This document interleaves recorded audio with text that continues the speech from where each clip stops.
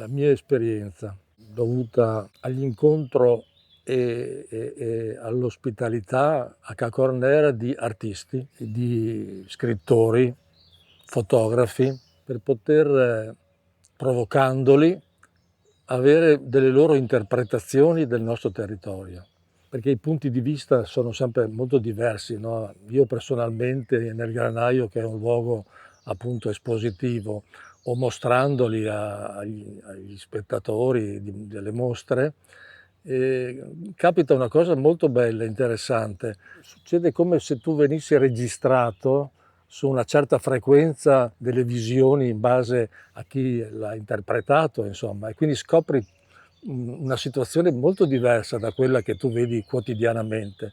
E capita appunto spesso di meravigliarti perché certi sguardi tu non li hai appunto notati o non ti sono balzati agli occhi, invece attraverso queste persone, questi artisti ti facilita una visione diversa, insomma, dà l'opportunità alla gente del posto di essere orgogliosi di questo luogo, dando valore attraverso anche artisti di buon nome che abbiamo avuto a Ca' Cornera, grazie a amici curatori di mostre. Tanto per dirvi, alcuni di questi artisti con i lavori fatti per Ca' Cornera esposti qua, poi sono stati portati agli istituti di cultura all'estero, in Germania soprattutto, dove fanno ricerche sul paesaggio italiano.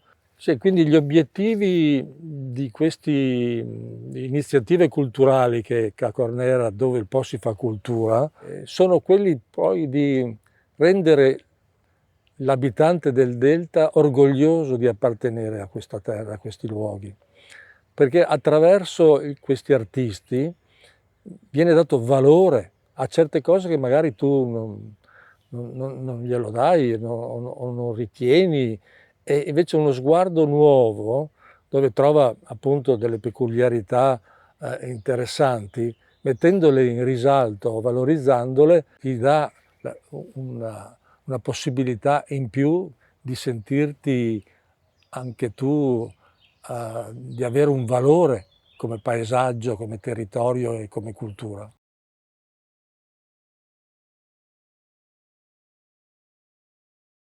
Quando io da piccolo abitavo a Comacchio e in quel periodo fu girato La donna del fiume e questo film che rappresentava appunto il paesaggio del delta ferrarese, ma che è molto simile anche a questo veneto, e la storia, che era un po' una storia tragica, ma aveva fatto pensare al teatro giapponese. Conoscendo un artista che si esprimeva con gli origami, quindi un linguaggio della cultura orientale, ho provocato l'artista a sviluppare di raccontare il film La donna del fiume attraverso l'origami.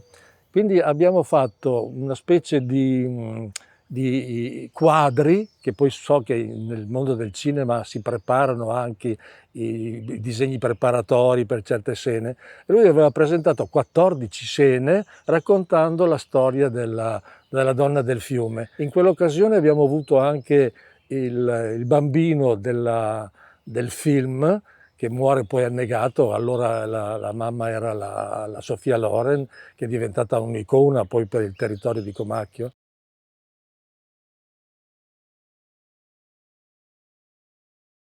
Se io ho conosciuto la famiglia degli Sgarbi grazie a Laura Gavioli, che fu la curatrice delle prime mostre di Ca' Cornera. Lei era anche critico, curatore di mostre importanti a livello nazionale, e l'ultimo periodo ha anche diretto la Pinacoteca del Castello della Mesola, facendo mostre sempre molto legate al territorio.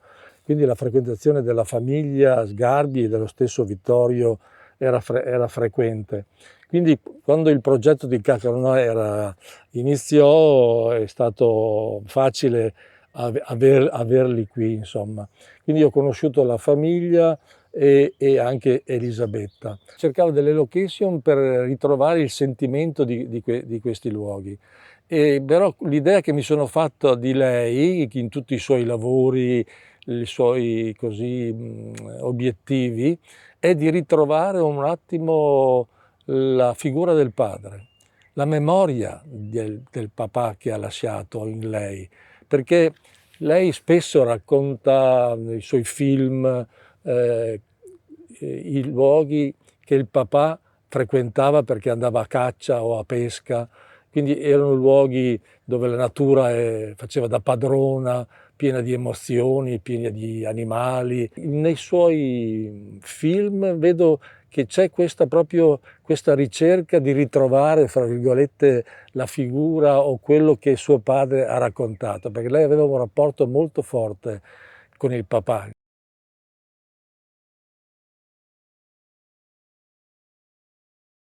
Il mezzo del cinema e anche delle arti visive che rappresentano i tuoi luoghi, il tuo ambiente, dà l'opportunità di farti riconoscere e conoscere, insomma. Quindi ti senti di appartenere a qualcuno. Quando io vado al cinema e vedo queste scene girate nel delta del Po, con il paesaggio che mi appartiene, che riconosco, sento che quando gli altri che non sono del posto, che vedono, riconoscono e quindi riconoscono anche te come individuo, insomma. Quindi trovo che sia veramente una cosa molto interessante quello di raccontare il territorio con il cinema e con le arti visive, per sentirti poi di appartenere, di essere riconosciuto e quindi anche orgoglioso, insomma.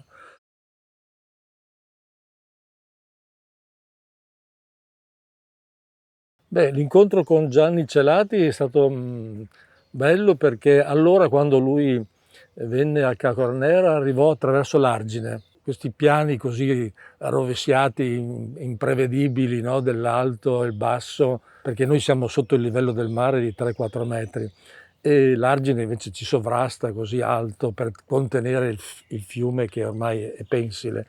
E le persone, quando arrivano, è come se loro facessero un volo a bassa quota, e scese giù dalla rampa e io sapevo che lui stava arrivando attraverso un amico in comune, allora era Dino Gavina, un grande uomo di cultura bolognese che lavorò molto con design importanti.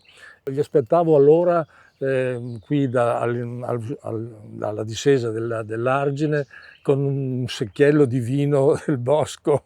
Sapevo che avevano affrontato un viaggio così difficile, perché venivano da Bologna attraverso gli argini. È stato quello l'incontro, gli era piaciuto molto di Ca Cornera e appunto mi parlava allora di questo progetto di portare una troupe, di questo viaggio che doveva fare dall'Alto Po fino verso il delta, di questa ricerca di queste case che crollano. Quindi lui venne 2 o 3 volte, poi arrivò alla fine con John Berger, che è stato un incontro bellissimo, una figura che non dimenticherò, sembrava quasi un parente, molto così informale, come un vecchio zio, insomma. Anche lui è un artista, oltre che scrittore, faceva degli acquerelli bellissimi e si era anche prospettato di poter ospitare in Granaio con dei suoi lavori. La cosa che mi ha molto interessato era proprio questo senso della memoria, di queste cose che vengono poi invece trascurate e abbandonate, e questo discorso che mi è proprio a cuore, dell'oblio che siamo condannati in questo territorio, dovuto un po' alla natura del territorio, dovuto al fiume, perché il mare, quando porta via, poi ti restituisce. Il fiume invece rapina e non ti restituisce più e cancella. Infatti il delta del Po, anche se è un territorio nuovo, ma è pieno di memorie nascoste, sotterrate, proprio dovuto al fiume o che si è spostato o per incuria dell'uomo. Per dirvi, la vera Ca Cornera, la residenza dei Corner, è stata fagocitata dagli argini che per motivi di sicurezza hanno dovuto nasconderla e distruggerla. Parlavo proprio l'altro giorno con chi è nato in quel luogo, che gente che ci lavorava, degli agricoltori, lo chiamavano il Palazzon, ma non esiste più traccia, per dire. Io sono lì che sto cercando qualche immagine, ma non la trovo più. Berger e Celati, ecco, mi hanno fatto meditare appunto e confermare questo mio cruccio, insomma, della condanna all'oblio di questi luoghi, insomma.